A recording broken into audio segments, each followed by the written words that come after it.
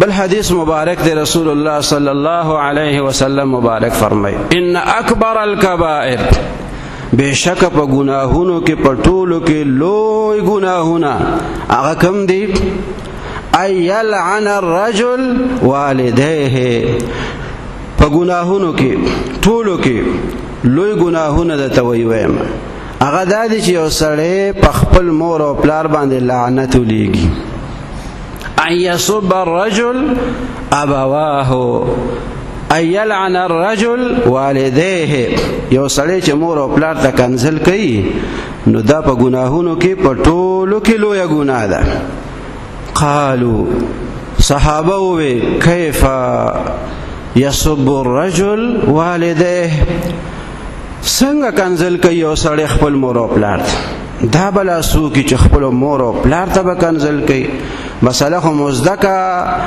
چې په ګناهونو کې لویه ګناه ده چې یو سړی مور او پلار ته کنزل وکړي خپل مور او پلار ته خو صحابه وی دا به څنګه وي دا هم لا کېدی شي چې یو سړی به راولګي او خپل مور ته او خپل پلار ته به کنزل کوي کیف یصب الرجل والدیه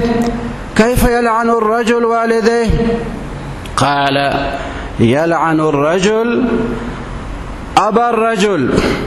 یو سړی لعنت لیږي د بل په پلار باندې یو سړی کنزل کوي د بل پلار ته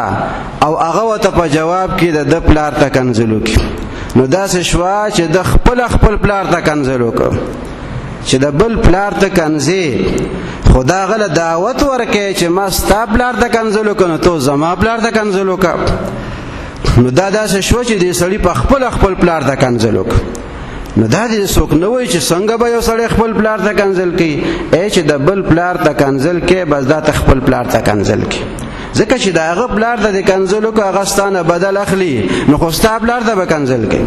ته مور ته کنزل کوي او هغه تانه بدل اخلي نو ستا مور ته به کنزل کوي نو تا د خپل لاسه بل ته دعوت ورکو چې هغه د ستا مور او پلار ته کنزل وکړي ځکه چې تا هغې ته کنزل وکړو که ته نه کوې نظر د چا و عیب ته هر سړی به ستا د عیبو پرده دار شي کوی مه کنه د بل سړي په لار کې چېرې ستا به د کوی په غاړه لار شي که ته د بل عیبونو پسې شي چې دکې دا عیب دی او دا دی او دا دی نو خو په جواب کې به ستا عیبونه هم راښکاره کېږي که ته نه کوې نظر د چا و عیب ته هر سړی به ستا د عیبو پرده دار شي د بل عیبونه لټه نو خامخا په جواب کې بستا عیبونو تم د خلکو خیال کیږي بل ته کوی کنه ضرور نه ده چې هغه سړی د پاغه کوی کرو غورځيږي دا کې دی چې کومه کنده تا بل ته کنستوي هغه کنده کې ته په خپل راو غورځيږي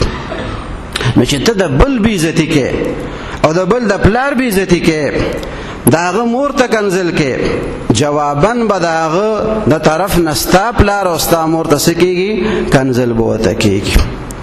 او په دنیا کې د انسان نه دا اوزي چې څوک د مور او پلار ادب او احترام کوي داغه صله او بدله الله تعالی آخرت کې څومره ور کوي اخو آخرت کې ور کوي په دنیا کې هم د خسلوک صله او بدله انسان ته ملاويږي او د بد سلوک ورته ملاويږي